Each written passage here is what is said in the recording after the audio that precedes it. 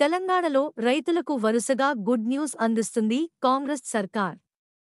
August 15 నాటికి 2 లక్షల వరకు రైతుల రుణమాఫీ చేస్తామని ఎన్నికల సమయంలో కాంగ్రెస్ పార్టీ హామీ ఇచ్చింది. ఆ హామీని నెరవేర్చేందుకు అడుగులు వేస్తుంది.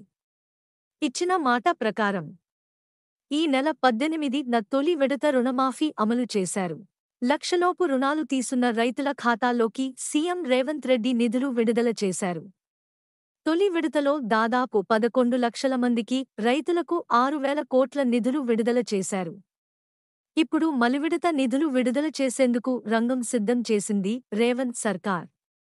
ఈ క్రమంలోనే రైతులకు గుడ్ న్యూస్ చెప్పింది. వివరాల్లోకి వెళితే తెలంగాణ రైతులకు మరో గుడ్ న్యూస్ చెప్పింది తెలంగాణ సర్కార్. ఈ నెల 18న తొలి విడత రుణమాఫీని అమలు చేసిన విషయం తెలిసిందే. మరో 2 విడతల్లో 2 లక్షల వరకు రుణాల మాఫీ చేస్తామని ప్రకటించారు సీఎం రేవంత్ రెడ్డి. 1,50,000 లోపు రెండో విడతలో, 1,50,000 నుంచి 2 లక్షల వరకు మూడో విడతలో రుణమాఫీ చేయనున్నట్లు ఇటీవల ప్రకటించింది. ఈ క్రమంలోనే రెండో విడత రుణమాఫీ గురించి రైతులు ఎంతో ఆతృతతో ఎదురు చూస్తున్నారు. తాజాగా రెండో విడతకు సిద్ధమైంది ప్రభుత్వం. రైతుల ఖాతాల్లో నిధులు జమ చేసే విషయమై ఆర్థిక శాఖ అధికారులకు ఇప్పటికే ఆదేశాలు అందినట్లు సమాచారం.